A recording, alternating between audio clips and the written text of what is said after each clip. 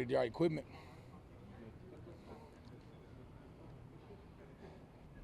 You said it all along. I guess the plan was to play 8 guys. How much of that was freshness? How much of it was production that you thought you needed maybe a spark and get some fresh bodies? No, we had a plan, kind of a set plan with Bless for sure. Was going to get him in there early. KJ, I knew I was going to see how long those guards would kind of go until they need a little gas. And then we got KJ in there in the second half to start. That was good. Kind of get those guys replenished. And then we got Darius in there and tackle at the end. Those 8 guys that we want to keep in rotation. But some of it was pre-planned and some of it was just more as I was watching. See some of it, they would kind of probably need a spell here, a spell two. I trust those guys to go in there and operate at a high level. Well, quarterbacks, so what were you most pleased with offensively in the game, and what area do you feel like they need to take a next step as you guys progress? Yeah, I mean, starting early run game, sometimes, when you come out, we got to play where we're not trying to see what's happening, just go attack. So we can't allow those to dictate. So I want guys to come out here and kind of swing first kind of mentality.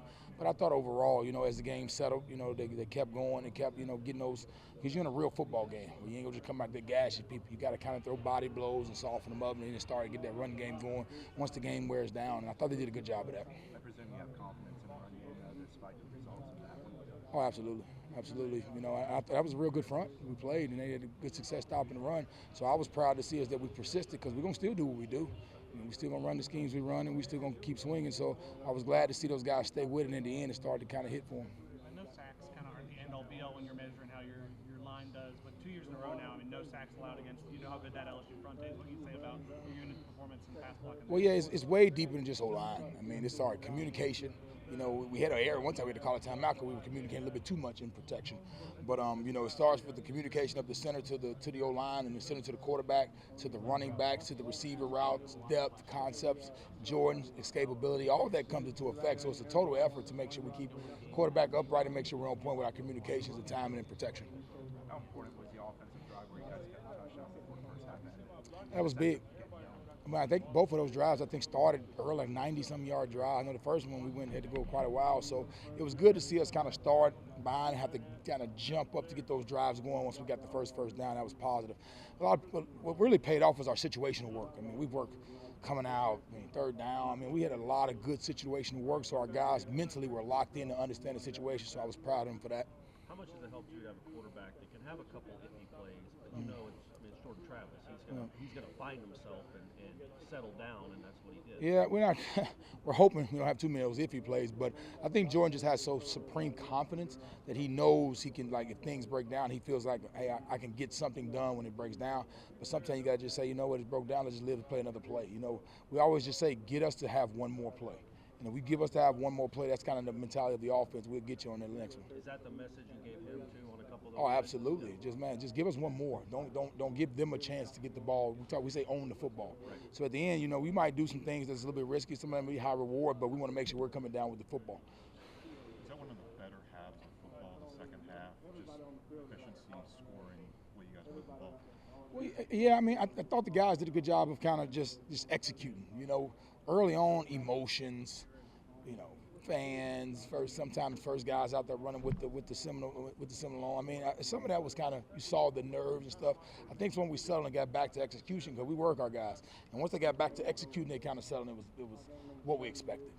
You probably weren't noticing it, but on his long touchdown, the celebration that Casey Roddick and Jeremiah Byers had when he scored in that touchdown. I don't know if you saw it on film or saw it in the moment. What is that?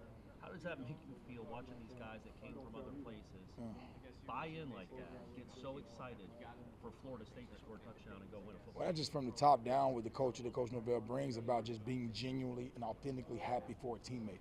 If we don't have that, then this is all for nothing. If you're just in this to say, I'm going to do this for me and I'm trying to have my selfish ambition, we all have those, but to fight that every day, to be genuine, authentically happy for everybody else, everybody will reach their goals if we can do that genuinely. And not to denigrate any other tight ends you've had previously, but what makes him so different?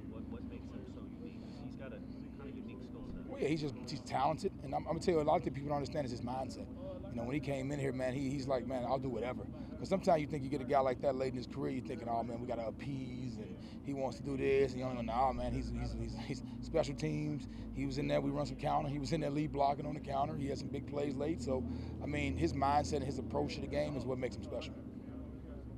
Especially on offense. I know you guys are different beyond the offensive line, but when it comes to offensive players, guys don't want to get off the field how have you created kind of an environment to where these guys really do embrace and believe it? Like, we're all going to be able to play, we're all going to be able to help. Well, it goes back to the success of the unit and the group. You know, it's not individual success. And you got to fight that every day. So it's better for the unit if we can have guys out there we have trust to spell guys, or to be a matchup deal. Hey, this guy's a little bit big, let's go with this matchup. Or like a guy like Darius can play all five. I might like, hey, we're going to run more of this, let's get him in there for this. So to have that plan, and also as a coach, you got to establish that early. I can't surprise them. So nobody was surprised on Saturday or Sunday with the moves I was doing because they knew they were coming. So it wasn't like a sideline blow. Why are you taking me out? You knew you was coming out. So it wasn't like, so it was already pre-planned. I don't surprise those guys. We have open conversations about what I was going to do. So they knew it was coming and they embrace it. They understand, like, man, it worked out for the better of us because now the matchups was better. I got a spell, I got hydrated, let's go back in there. It seemed like first half, I don't want to act like I know football, but like first half it seemed like you guys were pulling a lot even on pass plays. Was that something you guys tightened up a little in the second half or went away from? No, I mean, we continued to do it. They did a good job of penetrating backside. They had a good D-line front. And they had known to be attackers and over-the-top players, but they were penetrating the backside. So we had to do some tweaks to make sure we get solidified that, number one, to make sure we didn't have any backside penetration. And I think once we got that done, you know, we're still going to be us. I mean, we're still going to do what we execute in our scheme, but I think they're always going to have an answer. And we got to find the answer and make sure we have an answer for the answer. It made a lot of rounds on social media, the play that Keon caught his second touchdown. He's like jumping up in the air and waving to you guys and then pointing. Yeah, I don't even know if he was doing that, but it's a cool story though. No, I mean I know he did that, but I was I'll let him have what it. is he? It didn't even look like. Yeah, but he was on a different person the next play, that's so what I thought. I think it just makes for good internet stuff. But I don't think that's what Would he was you like saying. him if he does think you have a mismatch, to maybe not? Well, be Keon's a smart football player, yeah. and he understands leverage, matchups, all that. But I don't necessarily think that's what he was believing, but it sounds good, so I'm gonna roll with it. Okay, good. I don't know, coming out of high school, I don't know if Rodney Hill had a reputation as a guy that's going to be running people over. How far has he come in that? Well, his confidence in the weight room, you know, with his strength, his power, you know, he's starting to have confidence the way he runs, and also the development of it. Like, this thing is awesome when you have older guys that can come in and teach you how, so you can develop your body. So when you get out there and you're playing against one of the premier logos in the country, and you get to kind of run there with confidence because you got confidence in your body, it does something to you. I mean, and he feels inspired, and he was able to go through that process of redshirting and getting a little bit of work, and you start to see it at the end of the season, and now he's starting to keep that progression going. So shout out to Yak and the culture he keeps in that room. Talking about Keon, I know you've talked a lot about the mental side. I mean, we've seen it throughout the preseason, what he could be. What's it say about him? What's he done? I mean, in what, 3 months since he's been here to have a debut like that on that stage? Man, Keon, it didn't surprise any of us. I mean, we have supreme and max confidence in him. And also it goes down to the small details that you need to be able to make those kind of plays. So, I mean, he was in the right place, right time, his connection with Jordan.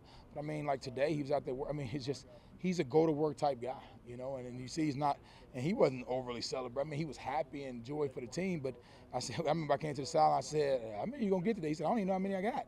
Like, basically, like, he doesn't even, like, he doesn't think that way. It was just more of, man, whatever we need to do, let's go get it. So, you know, and then you saw our guys and our receivers and everybody happy for him. So it's just building that culture of, can we be genuinely happy for each other? Because if we can do that and we can support each other, you know, we can cause some trouble. Thank you. No problem. Appreciate it, Alex.